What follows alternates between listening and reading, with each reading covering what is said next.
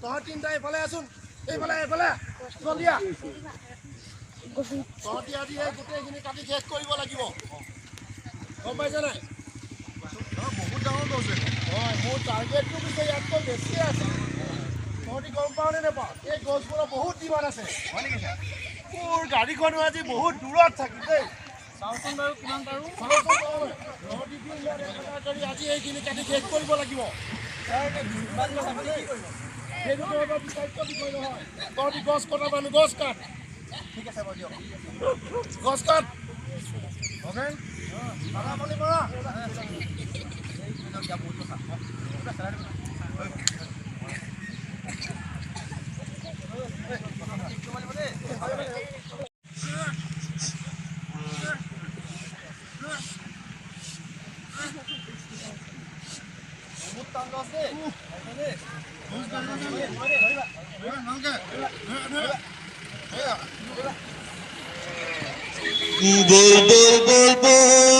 কৃষক শক্তি দল ও বনুৱা সমনীয়া আগবাঢ়ি যাওঁ বল বল বল বল বল কৃষক শক্তি দল ও বনুৱা সমনীয়া আগবাঢ়ি যাওঁ বল বল বল বল বল কৃষক শক্তি দল ও বনুৱা সমনীয়া আগবাঢ়ি যাওঁ বল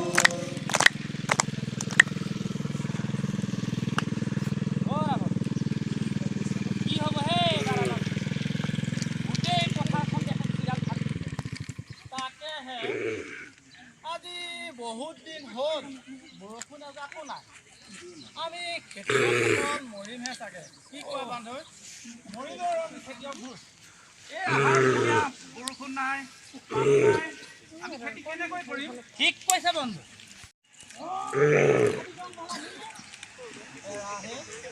সকলো গছ বন কাটি তহিলং কৰিম এতিয়া দূৰণিলৈকে গছ এজোপাও দেখিবলৈ নাই ইমান দূৰলৈকে এজোপা গছো দেখিবলৈ নাই বৰষুণ নহ'লে খেতি হ'ব ক'ৰ পৰা ঠিক কৈছে বন্ধু গছ নাথাকিলে বৰষুণ ক'ৰ পৰা হ'ব গছ নাথাকিলে বৰষুণ ক'ৰ পৰা হ'ব গছ নাথাকিলে বৰষুণ হ'ব ক'ৰ পৰা গছ নাথাকিলে বৰষুণ হ'ব ক'ৰ পৰা গছ নাথাকিলে বৰষুণ হ'ব ক'ৰ পৰা গছ নাথাকিলে বৰষুণ হ'ব ফুলৰে হৰাই কি নামৰ দাম ফুলৰে হৰাই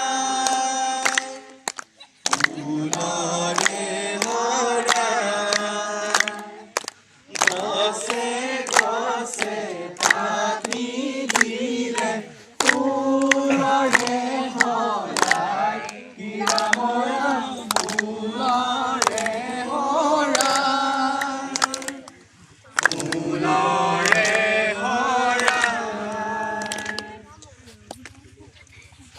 বহু দিনৰ মূৰত এই ৰাস্তাটোৰে পুনৰ এবাৰ আহিছোঁ হয় বহু দিনৰ মূৰত আহিছোঁ তাকেইতো এই অঞ্চলটোত দেখিবলৈ পাইছোঁ ধুনীয়া ধুনীয়া বিল্ডিং বিভিন্ন ধৰণৰ শিক্ষানুষ্ঠান জলযোগান আঁচনি এটাও দেখিছোঁ ৰাস্তা পদূলিও বেছ আহল বহল বহুত উন্নতি হোৱা লেখীয়া লাগিছে অঞ্চলটো। পিছে হ'লে কি হ'ব হে? এই ডাঙৰ ৰাস্তাটো দেখিছানে? জিৰাবলৈ গছ এজোপাও নাই। ৰাস্তাৰ দুই কাষৰ এজোপাও গছ দেখিবলৈ নোহোৱা হ'ল। এই 4 লেনৰ নামত ৰাস্তাৰ দুই কাষৰ গছ কাটি তহিলং কৰিলে। তহিলং কৰাৰ ফলস্বৰূপে এই অঞ্চলৰ যি সৌন্দৰ্য আছিলে সেই সৌন্দৰ্যখনো নাইকিয়া হৈ গ'ল। কেৱল সৌন্দৰ্যই নাইকিয়া হ'লনে? এই প্ৰকাণ্ড ৰাস্তাটোৰ নিৰ্মাণৰ নামত গোটেই গছ গছনিবোৰ কাটি চাৰিওফালে নাই কৰি কৰিলে। যাৰ ফলত কি হ'ল?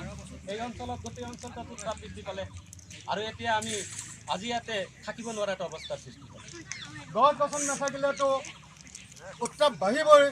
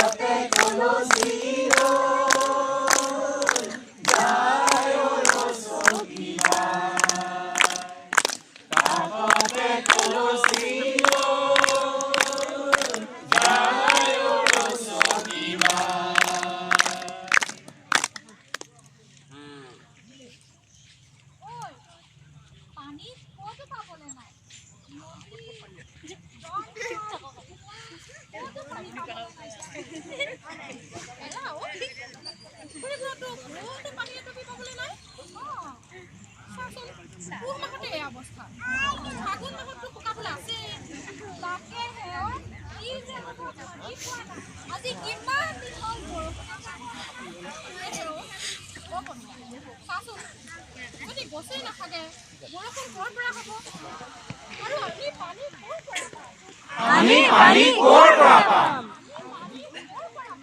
আমি পানী ক'ৰ পৰা পাম? আমি পানী ক'ৰ পৰা পাম?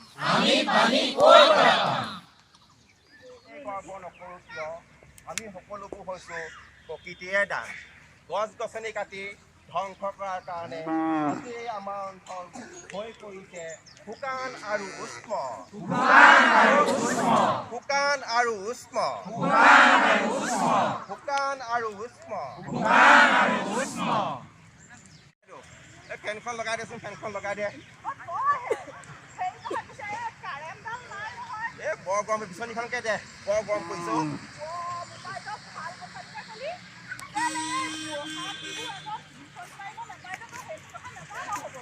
গৰম কি পৰিছে? আপুনি বৰ ভাল কথা এটাকে ক'লে। পিছে কথাটোৰ প্ৰাসংগিকতা আগতে আছিল, এতিয়া কিন্তু নাই। আগতেতো বহাগলৈকে গৰমেই নাছিল আৰু এতিয়া চাওকচোন এই ফাগুন মাহতে অলপ গৰম পৰিছেনে বাৰু? বিচনী নমাকৈ থাকে কেনেকৈ বাৰু? বহুত গৰম পৰিছে অ'। কিয় তোৰ হপাই মনত নাই? তোৰ বিয়া হৈ ফাগুন মাহতহে আছিলে আৰু বিয়াত তোৰ গা ধোৱাতে ঠাণ্ডাত তই অলপ থপ থপকৈ কঁপিছিলি নে? আৰু ঠাণ্ডাত আমি যে কিবা ধোপা কাপোৰ পিন্ধিবলগীয়া আছিলোঁ, দম দম কাপোৰ পিন্ধিবলগীয়া আছিলে আমি।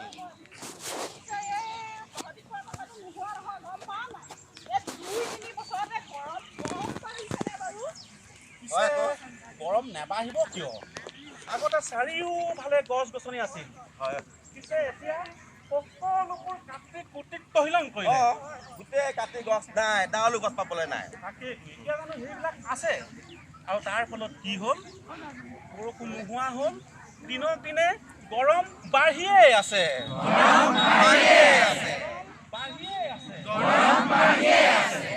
বাঢ়িয়েই আছে।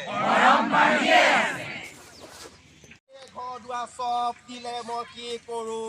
ঐ কোন ক'ত আছ ওলাই আহ, ঐ কোন ক'ত আছ ওলাই আহ। চব দিলে মোক, ঐ চব দিলে, ঐ ৰাম কৃষ্ণ মই কি কৰোঁ? আয়ো মোৰ চব শেষ।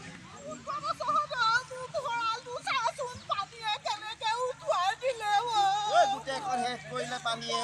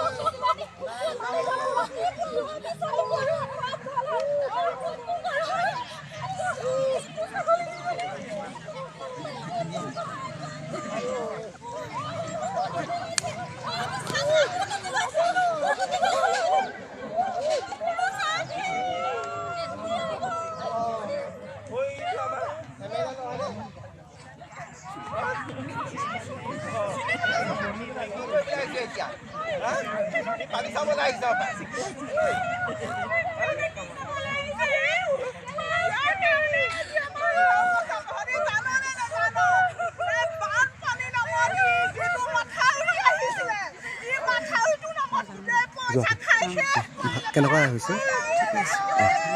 ৰাতিপুৱাৰ পৰা থাকিব নোৱাৰিলো বুজিছোঁ। এই ছোৱালী দুজনীমান ইয়াৰ পৰা পঠিয়াবা। এইবাৰ চেমনতে পঠিয়াই পঠিয়াই দিব। এইট বুলি নকওঁ।